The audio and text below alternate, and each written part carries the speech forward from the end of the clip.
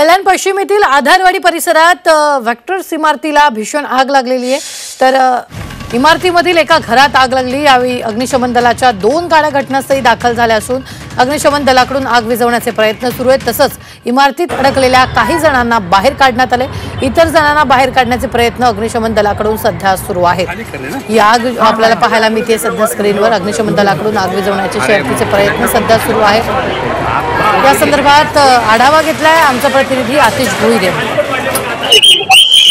कल्याणच्या आधारवाडी परिसरावरती जे vertex complex आहे, या कॉम्प्लेक्स मधल्या 15व्या मजल्यावरती प्रथमतः आग लागली। आग एवढी आगीचा रुद्र पाहता जी आग जी आहे ती क्षणार्थ जो आहे त्या आजूबाजूची जे फ्लॅट्स होते त्या फ्लॅटला लागल्यानंतर पुन्हा जी आग आहे तो 16वा मजला आणि 17वा मजला जो आहे त्या मजल्यावरती आग लागली। मोठ्या प्रमाणात आग लागली। अग्निशमन दलाचे 4 ते 5 जे गाड्या आहेत घटनास्थळी जे आहे पोहोचलेले आहेत। त्याप्रमाणे पोलीस देखील आहे। आपण बघतो फायर ब्रिगेड जे आहे ते शक्तीचा प्रयत्न करत आहेत। मात्र जे 15, 16, 17 मजल्याची लोक जे आहेत ते अडकलेले काही जणांना या इमारतीमधून बाहेर काढण्यास देखील यश आलेलं आहे। मात्र पूर्ण अजूनपर्यंत जे इमारतीमध्ये जे लोक जे आहे अडकलेले आहेत त्यांना अद्याप बाहेर काढलेले नाहीयेत। मात्र जे स्थानिक लोक जे आहेत त्यांच्याकडनं बोललं जात आहे की जे फायर ब्रिगेड जे आहे ती जी आहे ती आली, मात्र कोणत्याही प्रकारचं पाणी जे आहे